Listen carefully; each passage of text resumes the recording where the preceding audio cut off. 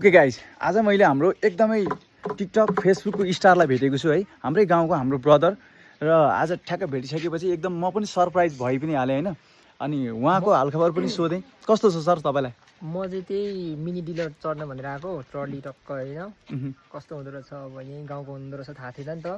म नि भिडियो हेरिरहन्थेँ ट्र्याक्टरको, थाहा पाएर आएको। अब भाँचिसकेछ भने कस्तो हाम्रो चाहिँ अब मिनी डिलरको त्यो ट्रली भाँचिसक्यो, नयाँ आउँछ अब मेबी 15-20 दिनपछि चाहिँ नयाँ आउँछ। त्यसपछि हाम्रो फेरि कोलाब्रेसनमा दुईजनाको भिडियोहरू पनि आउँछ होइन।